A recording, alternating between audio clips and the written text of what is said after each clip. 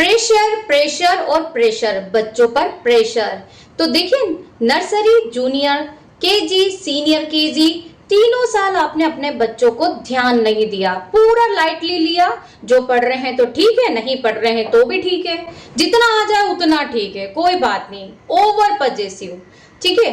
और स्कूलों का हाल देखिए आप, बन रहे हैं रेड डे, फलाना day, blue day, hug day, तो ढिमका डे, पता नहीं कौन कौन से डे बनाते हैं, समझ में नहीं आता है। आधा साल तो उनका इसी में निकल जाता है। अब बचे कुछ जो दिन होते हैं ना, वो एबीसीडी में ही फुर्सत नहीं मिलती है बच्चों को। मतलब पूरे साल आपका 6 महीने तो आपके फलाना डे, ढिमका डे इसमें ही निकाल देते हैं। अब जो बचे हुए दिन रहते हैं, वो बच्चे एबीसीडी ही सीखते रहते हैं, उनका एबीसीडी सीखने का समय ही नहीं खत्म हो पाता है। अब जब बच्चा आपका फर्स्ट में आ गया तो आपको साइंस भी दे दिया आपने, उसके बाद टेक्नोलॉजी भी दे दिया है, फ्रेंच भी दे दिया है, कंप्यूटर भी दे दिया है, कितने सारे नए सब्जेक्ट आ जाते हैं। अब आप ये बताइए कि जब बच्चे को अभी हिंदी ही नहीं आती है ठीक से, आपके इतने सारे सब्जेक्ट का वो करेगा क्या? आप मुझे बताइए। मतलब आप देखिए, फर्स्ट में जाते से ही बच्चों के सिर पे इतना बर्डन हो गया है। तो आप मुझे बताइए कि देखिए, फर्स्ट में जाएगा तब बच्चों का अगर इतने सब्जेक्ट मिल जाएंगे, हिंदी, इंग्लिश, कंप्यूटर, फ्रेंच, तो आपका साइंस, सब कुछ मिलेगा, वो आप मुझे बताइए क्या एकदम से ले पाएगा? जैसे एक जग होता है, जग को अगर हम धीरे धीरे भरेंगे तो भर जाएगा, लेकिन अगर जग पर आप पूरा बाल्टी भरकर डाल देंगे तो वो उछल जाएगा, वो जग नहीं समा पाएगा। मतलब जग में वो पूरा जल नहीं भर पाएगा, वो क्या होगा? फैल जाएगा, धुल जाएगा, बाहर निकल जाएगा। आप सोचिए ना, यही अगर आप माइंड सेट करते हैं कि बच्चों का दिमाग का भी यही होता है। आपने नर्सरी में बच्चों को इतना लाइटली लिया, जो आ रहा है पढ़ रहा है, पढ़ने तो नहीं आ रहा है तो भी ठीक है, फलाना डे, ये डे, वो डे, ढिमका डे, सारे डे बनवा लिया आपने बच्चों से, पढ़ाया कुछ नहीं पूरा साल। एबीसीडी थी वो भी जैसे तैसे निकाल दिया पूरा साल, क्योंकि उन्हें तो भैया पढ़ाना होता है, बस यही टाइम निकाल दिया उन्होंने अपना पढ़ाकर एबीसीडी। अब बच्चों पे आ गई फर्स्ट में बारी, फर्स्ट में हो गया बच्चों का दिमाग खराब, क्योंकि उनके ऊपर प्रेशर प्रेशर प्रेशर। क्या प्रेशर है? आप देखिए ना, बच्चों को भी ठीक से हिंदी बोलते नहीं आती, हिंदी लिखना नहीं आती है, इतने सारे सब्जेक्ट उनको दे दिए। यहाँ पे उनको साइंस भी दे दिया, फ्रेंच दे दिया, कंप्यूटर दे दिया, टेक्नोलॉजी दे दिया। आप सोचिए ना, ये सब दे दिया है, लेकिन बच्चा करेगा कैसे? आप ये सोचिए। जब आप ये बताइए कि जब बच्चे को अभी हिंदी भी नहीं आती है ठीक से बोलना लिखना, आप इतने सारे सब्जेक्ट का वो करेगा क्या? बताओ। जब उसे हिंदी ही समझ में नहीं आ रही है, तो जो इतने सारे सब्जेक्ट आपने उसको फर्स्ट में दे दिए हैं, उसका करेगा क्या? वो उसे समझ ही नहीं आएगा। हमारे टाइम में 6th क्लास में संस्कृत स्टार्ट होती थी। आप ध्यान हो आपके अपने एजुकेशन के टाइम में, पुराने टाइम में आप जाइए, 6th क्लास में संस्कृत स्टार्ट होती थी, साइंस स्टार्ट होती थी। तब कहीं बच्चों को हिंदी नहीं पढ़ना आता था, धीरे धीरे सब समझ जाते थे, मतलब इतना लोड नहीं होता था पहले के टाइम में।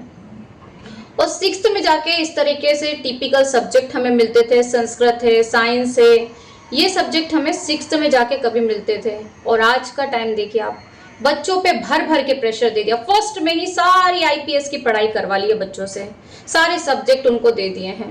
मानते हैं आज का टाइम बहुत एडवांस हो गया है। फर्स्ट क्लास में इतने सारे सब्जेक्ट, जितना मेरे बच्चे का वजन ही नहीं है, उससे ज्यादा तो वो बैग ढोके जाता है। आप सोचिए, जितना उसके मतलब वजन भी नहीं है अभी, उससे ज्यादा तो वो बैग टांग के जा रहा है वजन का, जो बहुत ज्यादा है। आप सोचिए, ऊपर से इतना प्रेशर। बच्चों को रिस्पेक्ट से बात करो, रिस्पेक्ट से अच्छे से सभी से बात करो, मैनर से बोलो, इंग्लिश में बात करो, मदर टंग में नहीं बोलो, हिंदी में मत बात करो, इंग्लिश में ही बात करो, घर की लैंग्वेज में बात मत करो, पहनने में ढंग, खाने में ढंग, और पेरेंटिंग। ओ माय गॉड, आप सोचिए बच्चों का बचपन बचा कहाँ है बच्चों का कहीं बचपन नहीं है बचा है। हम बच्चों की लाइफ को बहुत ज्यादा टिपिकल बना दिए हैं। मानते हैं एडवांस है आज का टाइम, लेकिन बच्चों को बचपन भी जीने दीजिए, पढ़ाई के साथ साथ में उन्हें बचपन जीने दीजिए।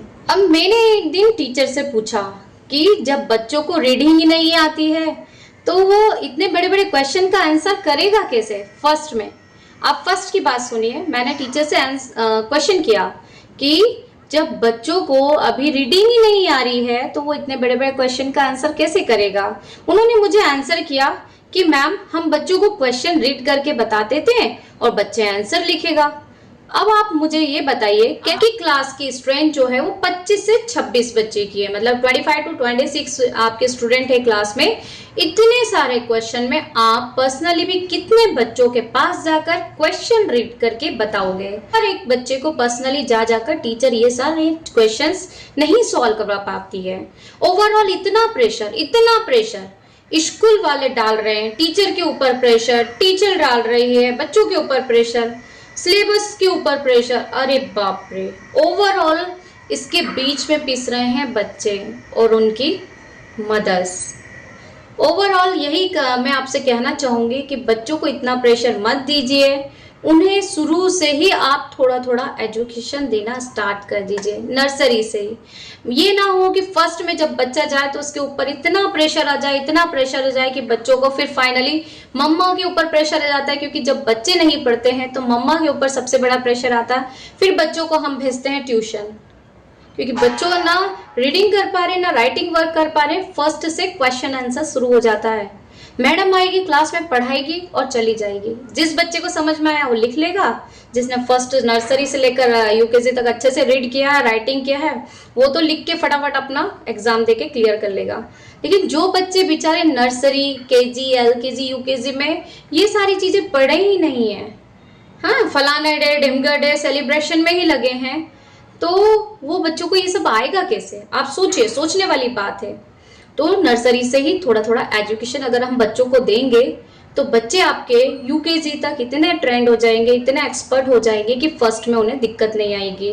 तो ओवरऑल यही है कि हमारी इन सारे प्रेशर के बीच में बच्चे पिस रहे हैं और बच्चों की मदर पिस रहे हैं, और बच्चों पे इतना प्रेशर देना बंद कर दीजिए। इसलिए हम शुरू से ही बच्चों पर थोड़ा सा ध्यान से कंसंट्रेशन के साथ अगर उन्हें हम पढ़ाई में डाल देंगे, सारे डेज ठीक है थोड़ा सा एंटरटेनमेंट जरूरी है, लेकिन इतना भी नहीं कि बच्चा आपका पढ़ाई में पीछे जा रहा है, सारे डे सेलिब्रेशन करने में ही अपना टाइम निकाल रहा है, तो वो नहीं होना चाहिए।